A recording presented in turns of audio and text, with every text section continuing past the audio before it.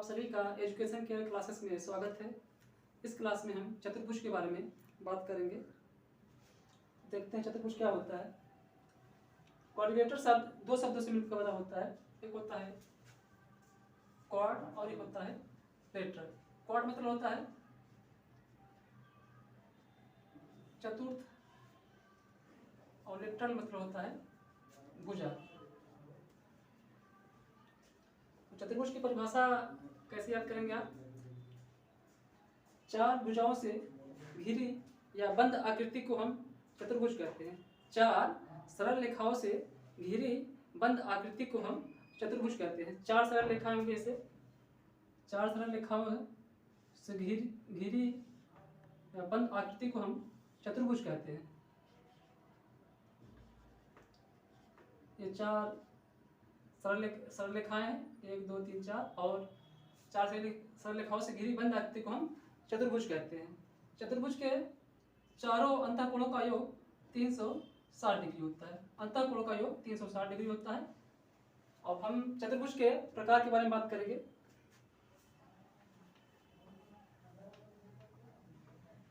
तो चतुर्भुज के प्रकार के बारे में हम पहले देखते हैं समांतर भुजाओं के आधार पर। समांतर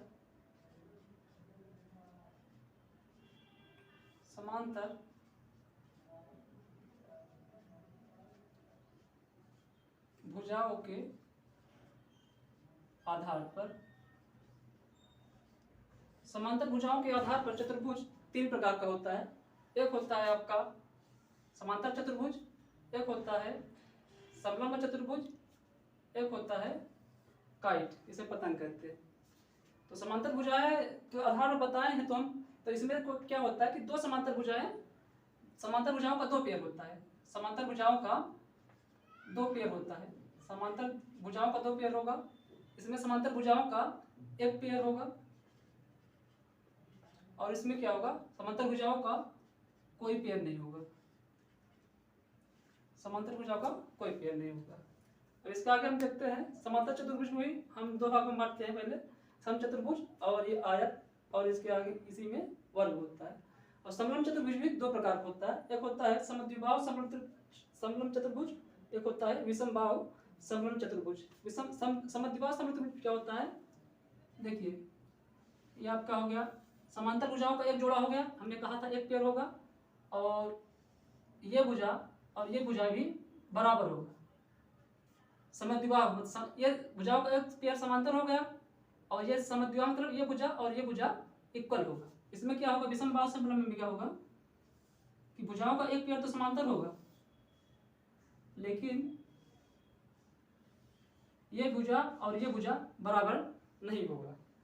ये भुजा भी भुजा अलग होता है। अभी जो नो पेयर में जो होता है कि कोई भी भुजाएं समांतर नहीं होंगी, मतलब क्या होगा, इकाई जो बनती है आपकी लगभग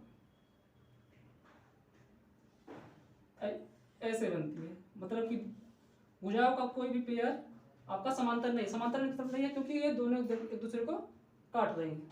तो इसलिए इसमें क्या होता है, कोई पेयर समांतर नहीं होता है। इसके आगे हम अलग अलग बात करेंगे समांतर चतुर्भुज के बारे में। सबसे पहले हम समांतर चतुर्भुज पढ़ेंगे, फिर आगे आयत और वर्ग पढ़ेंगे। सबसे पहले हम देखते हैं समांतर चतुर्भुज के बारे में।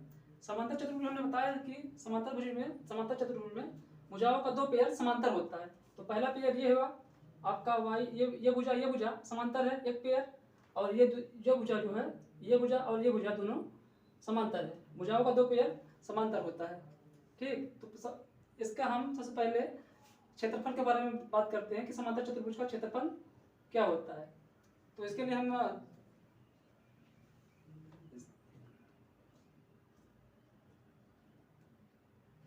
एक लंबवत ऊंचाई लेते हैं, लंब डालते हैं इस पे, इसकी हाइट h होगी, और इधर भी हम एक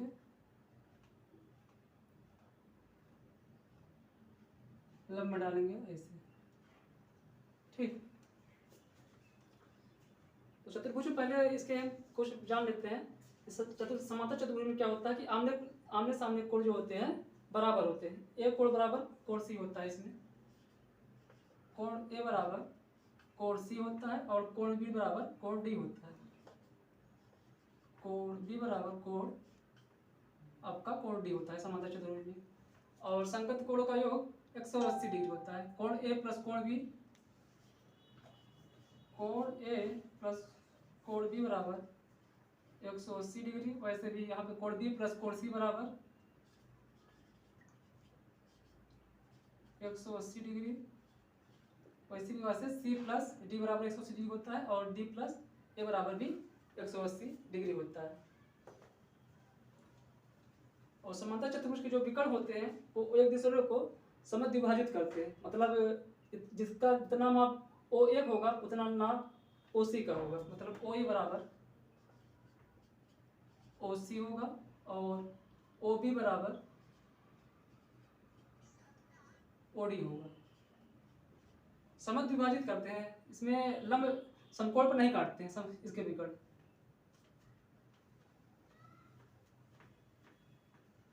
अब इसका हम क्षेत्रफल कैसे निकालते हैं प्रूफ कर देते हैं, प्रूफ कर लेंगे। तो हम ये त्रिभुज लेते हैं ADB, त्रिभुज ADB, ये आपका है त्रिभुज ADB, त्रिभुज ADB और त्रिभुज DCB प्लस त्रिभुज DCB।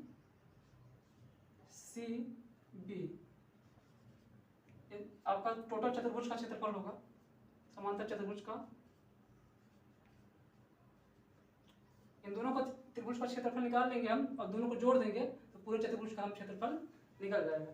तो इस त्रिभुज में हम देखते हैं जब ADB में, तो इसका आधार x है और इसकी लंबवत ऊंचाई क्या है, h है। तो इस त्रिभुज का क्षेत्रफल आ जाएगा 1/2। आधार आपका क्या है, x, और ऊंचाई आपकी h है। और प्लस त्रिभुज इसका जब लेंगे क्षेत्रफल, इसका आधार क्या है, x है और इसकी ऊंचाई भी h होगी। तो इसका क्षेत्रफल क्या होगा, 1/2। आधार क्या है आपका x और ऊंचाई आपकी क्या है, h। जब इधर हाफ हाफ जुड़ेगा तो ये बचेगा x इंटू h। x क्या है, आधार, समांतर चतुर्भुज का आधार। तो समांतर चतुर्भुज का क्षेत्रफल क्या होता है, आधार गुणित ऊंचाई, समांतर चतुर्भुज का क्षेत्रफल।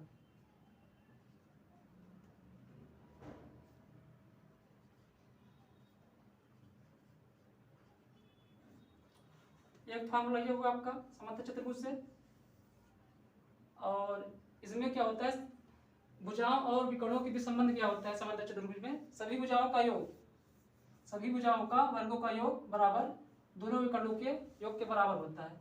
तो सभी भुजाओं का वर्गों का योग x plus Y square plus Y square plus X square बराबर हो जाएगा। दोनों विकर्ण आपके ये मान लीजिए D1 है और ये विकर्ण आपका D2 है। तो दोनों विकर्णों के वर्गों के बराबर होता है। तो इसे आप x से जोड़ दीजिए, 2x square plus 2y square बराबर D1 स्क्वायर प्लस 2 स्क्वायर के बराबर होता है।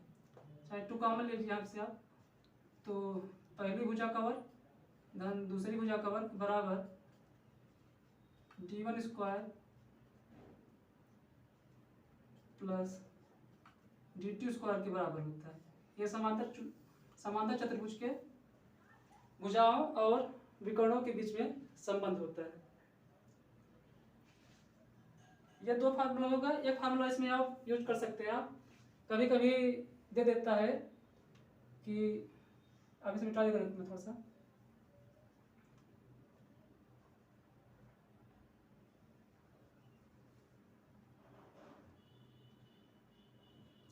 कभी दे देता है कि समांतर चतुर्भुज के दोनों भुजाएं दे देगा और विकर्ण देगा।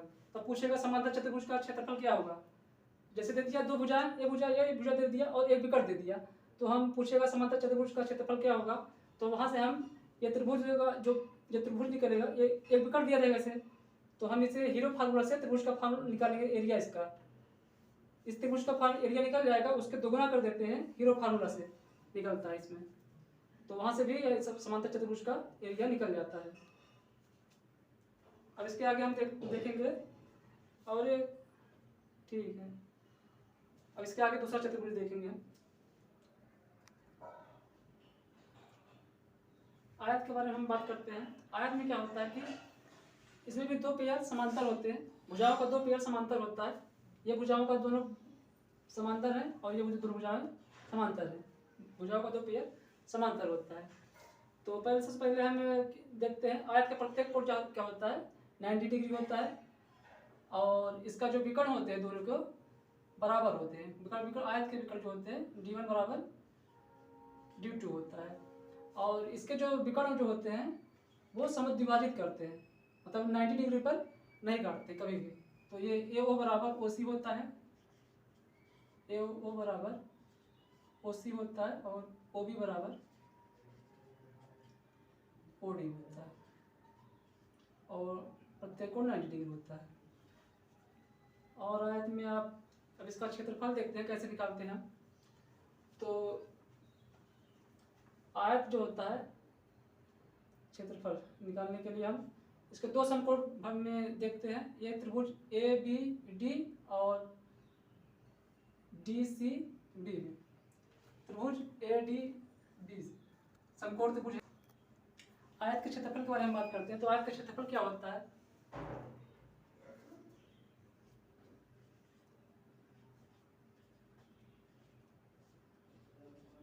आयत का क्षेत्रफल बराबर होता है लंबाई गुणित चौड़ाई। ये जो निकलता है लंबाई गुणित चौड़ाई, ये दो समकोण त्रिभुज होते हैं, इसका हाफ B इंटू L करेंगे, फिर हाफ A इंटू BL करेंगे, दोनों को जब जोड़ देंगे तो आपका ये आएगा लंबाई गुणित चौड़ाई, आयत का क्षेत्रफल। और इसकी जो विकर्ण के बीच में संबंध क्या होता है, लंबाई का स्क्वायर धन चौड़ाई का स्क्वायर धन विकर्ण का स्क्वायर। तो लंबाई स्क्वायर धन चौड़ाई का स्क्वायर धन बराबर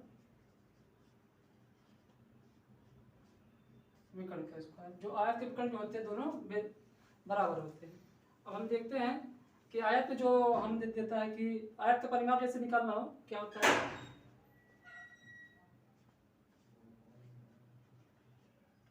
आयत का परिमाप होता है चारों भुजाओं का योग होता है। तो ये 2B है और 2L है, तो दो कॉमन ले लेंगे, अब बचेगा आपका L प्लस B, आपका ये आयत का परिमाप हो गया। अब ऐसे दे देते हैं कभी कभी आयत में कि लंबाई का अनुदिश कोई रास्ता है, और तो उस रास्ते का क्षेत्रफल क्या होगा। अगर लंबाई का अनुदिश दिया है, ये आपका L हो गया और ये B हो गया। लंबाई का अनुदिश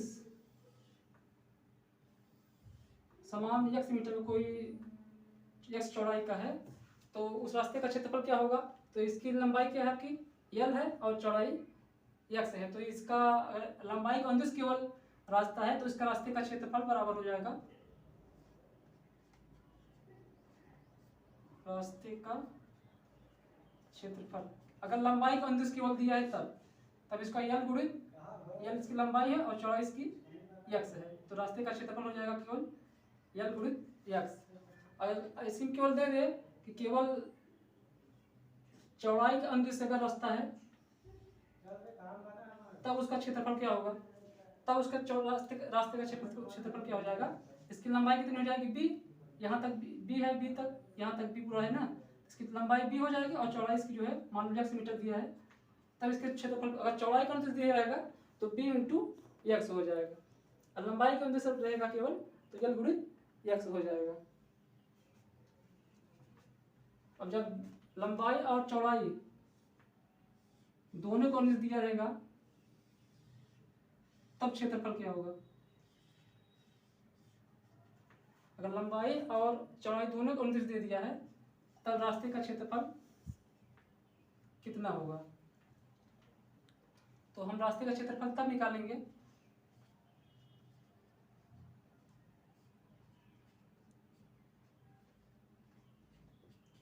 तो रास्ते का क्षेत्रफल निकालेंगे यल गुणित इसकी समान चौड़ाई है, x मीटर इसका भी है, x इसकी भी। तो रास्ते का क्षेत्रफल जब निकालेंगे, लंबाई इसकी यल हो गई, यल यहाँ तक है, और चौड़ाई इसकी क्या है, x है। तो यल गुणित x प्लस ये लंबाई यहाँ तक इसकी कितनी है, b है, और चौड़ाई इसकी कितनी है, x है, b इंटू x हो जाएगा। लेकिन क्या है, यहाँ पे दो बार लिए हैं, जिसकी जो एक बार ऐसे लिया गया है और ऐसे लिया गया, जो यहाँ पे दो बार ले लिया है, x गुणित x है, तो इसे घटा देंगे, माइनस x गुणित x। तो ये आपका रास्ते का क्षेत्रफल निकल जाएगा bx माइनस x स्क्वायर। जब लंबाई और चौड़ाई का निर्दिष्ट रास्ता दिया, समान चौड़ाई का रास्ता दिया रहेगा, इस तरह से हम निकालते हैं इसकी।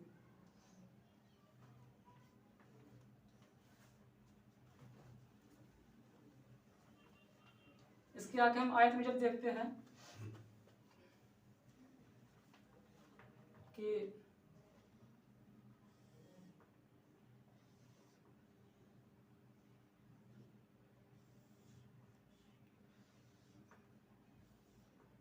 कोई आयत है, आयत के चारों तरफ समान चौड़ाई का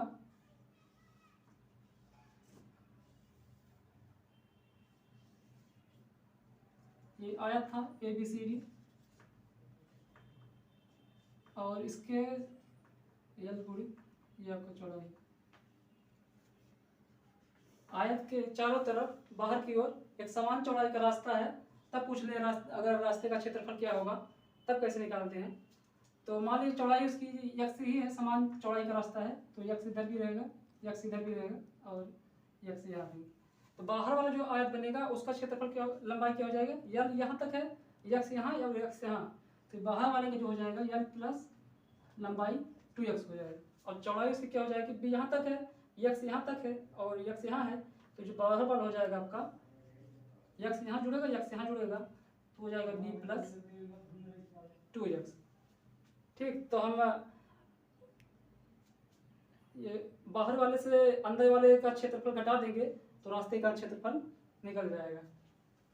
तो रास्ते का क्षेत्रफल कैसे निकलेगा,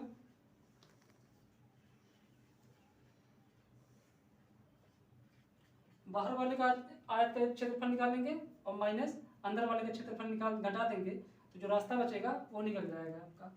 तो बाहर वाले की लंबाई क्या है, यल प्लस 2x, और लंबाई है, चौड़ाई है b प्लस 2x, और माइनस अंदर वाले, माइनस ये अंदर वाले का आयत का लंबाई यल है और चौड़ाई bx, यल और इंटू b है। बाहर वाले से अंदर वाले क्षेत्रफल घटा देंगे तो आपका रास्ते का क्षेत्रफल निकल जाएगा।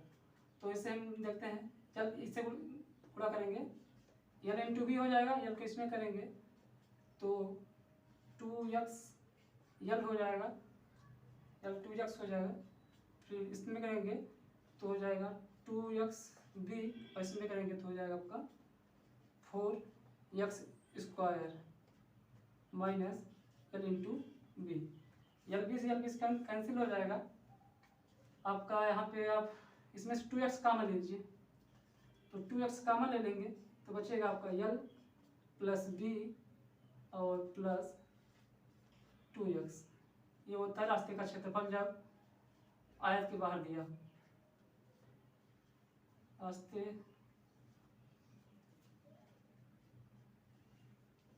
का क्षेत्रफल, ये आप इसे डायरेक्ट याद कर सकते हैं। यही ट्रिक होता है कि जब किसी आयत के बाहर समान चौड़ाई का रास्ता दिया हो तो रास्ते का क्षेत्रफल कितना होगा।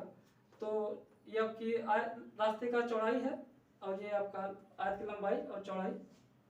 इस तरह से हम आयत के बाहर अगर रास्ता दिया जाएगा तो हम क्षेत्रफल निकाल सकते हैं। अब इसी जब ये आयत के अंदर जब रास्ता दे देता है, जैसे दे दिया इसके अंदर, तो इसे मिटा देते हैं।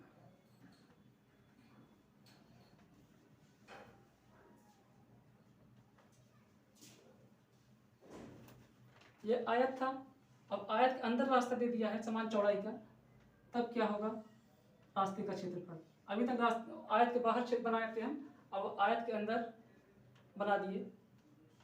समान चौड़ाई का रास्ता है, यक्स यक्स यक्स और यक्स। तब इस रास्ते का क्षेत्रफल कैसे निकलता है तो देखते हैं। केवल यहाँ पे माइनस आ जाता है, वहाँ पे जब प्रूव करेंगे बस देखते हैं कैसे निकलेगा।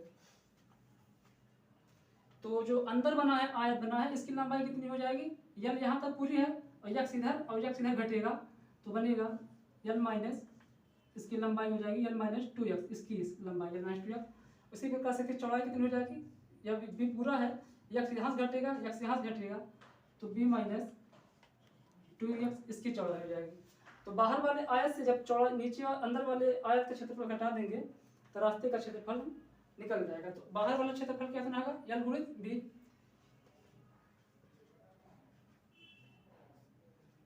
रास्ते का क्षेत्रफल बराबर बाहर का पहले आयत लेंगे यल गुणित b माइनस अंदर का जो आयत बनाया उसका क्षेत्रफल। तो यल इसकी लंबाई यल इतनी है, यल माइनस 2x और चौड़ाई इतनी है माइनस, तो आपका यल माइनस 2x इंटू चौड़ाई इतनी है आपकी b माइनस 2x। तो इसे सॉल्व करेंगे तो यल b माइनस गुणा कर लीजिए इससे, तो यल गुणित b हो जाएगा आपका और यल से इसमें करेंगे तो आपका हो गया 2lx, अब इससे करेंगे इसमें तो 2bx और इससे इसे करेंगे तो प्लस 4x स्क्वायर हो जाएगा। चलिए ब्रैकेट खोल देंगे अब, तो ये माइनस यल बी हो जाएगा प्लस 2lx, इस माइनस वैसे ये प्लस हो जाएगा 2bx, ये माइनस से ये माइनस हो जाएगा आपका, तो यल बी से यल बी कैंसिल हो जाता है। फिर उसके बाद यहाँ पे 2 इसमें से 2x कॉमन लेंगे, 2x जब कॉमन लेंगे यहाँ बचेगा यल प्लस बी माइनस यहाँ पे बचेगा आपका 2x। ये आपका रास्ते का क्षेत्रफल दिया। जब आयत दिया रहेगा उसके अंदर से x चौड़ाई का समान चौड़ाई का रास्ता दिया रहेगा तब रास्ते का क्षेत्रफल ये रहता है। और अंदर वाले में केवल यहाँ पे 2x हो जाता है और बाहर वाले में यहाँ वहाँ पे प्लस रहता है। अब देखते हैं आगे वाला, हम आप लोगों को समचतुर्भुज के बारे में बात करेंगे। समचतुर्भुज में क्या होता है कि चारों भुजाएं बराबर होती हैं, जो कि समचतुर्भुज में होता है, और इसके जो विकर्ण होते हैं अलग अलग होते हैं। D1 विकर्ण जो होते हैं अलग अलग होते हैं, D1 और D2 होते हैं। और जो विकर्ण होते हैं जो एक दूसरे को लंब समद्विभाजित करते हैं। लंब समद्विभाजित मतलब होता है ये एक दूसरे को 90 डिग्री पर एक दूसरे को समद्विभाजित करते हैं। ये भी 90 बन गया और ये भी 90 और यहाँ भी 90। लंब समद्विभाजित मतलब ये होता है OD बराबर OB, OD बराबर आप क्या होगा OB, और OC बराबर आपका OA होता है, OC बराबर आपका OA होता है। तो अब इसका क्षेत्रफल कैसे निकलता है, हाफ D1, आप समचतुर्भुज का क्षेत्रफल जानते होंगे, हाफ D1 इंटू D2 होता है। तो कैसे निकलता है वो हम देखते हैं आप लोगों को। ये त्रिभुज हम देते हैं समकोण त्रिभुज ODC से। ये समकोण त्रिभुज है आपका, यहाँ 90 डिग्री है, तो त्रिभुज ODC से, ODC में त्रिभुज लिया हमने ये। तो हम आपको लोगों को त्रिभुज का फॉर्मूला बताए थे, एक half AB sine theta, AB sine theta मतलब दो भुजाएं लेंगे और उनके बीच का कोण लेंगे। तो ये D1 जो है पूरा वहां तक है, यहाँ से D1 है तो यहाँ तक कोई OD बराबर हो जाएगा आपका D2/2, ये भी उसी प्रकार से D1/2 ये हो गया D2/2 हो गया। तो त्रिभुज ODC का क्षेत्रफल क्या होगा बराबर हाफ आपका एक भुजा ये है OD इंटू OC, और इनके बीच का OD और OC के बीच का कोण ये साइन थीटा है आपका, तो अब साइन 90 डिग्री के अंदर। तो हाफ हो गया, OD का मान कितना है आपका D1/2, और OC का मान क्या है आपका D2/2, आपका D1 ये है और ये आपका हो गया D2/2, और साइन 90 आपका है तो साइन 90 का मान आपका 1 होता है। तो आपका ये एक भाग का आपका ये त्रिभुज का एरिया निकला आपका 1/2 d1/2 इंटू d2/2। इसी प्रकार से 4 त्रिभुज हैं, तो हम 4 से गुणा कर देंगे तो पूरे समचतुर्भुज ये आपका इसका क्षेत्रफल निकला, त्रिभुज का निकला है, ODC का त्रिभुज का क्षेत्रफल निकला इतना है। तो इसी प्रकार से चतुर्भुज जब निकलेंगे चतुर्भुज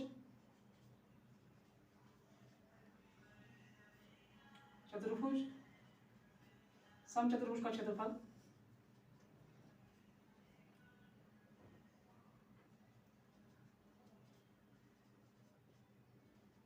समचतुर्भुज का क्षेत्रफल बराबर 4 इंटू त्रिभुज ODC का क्षेत्रफल। 4 त्रिभुज बने हैं ऐसे ही, तो 4 से हम क्या करेंगे, इसमें गुणा कर देंगे। 4 त्रिभुज ODC का क्षेत्रफल, तो 4 लेंगे और इसका जो फॉर्मूला निकला है हाफ d1/2 इंटू d2/2। तो ये 4 से 2 दूनी 4 कट चलेगा, तो बचेगा कितना, हाफ d1 इंटू d2। ये निकल जाता है आपका समचतुर्भुज का क्षेत्रफल। ऐसे निकलता है समचतुर्भुज का क्षेत्रफल आपका।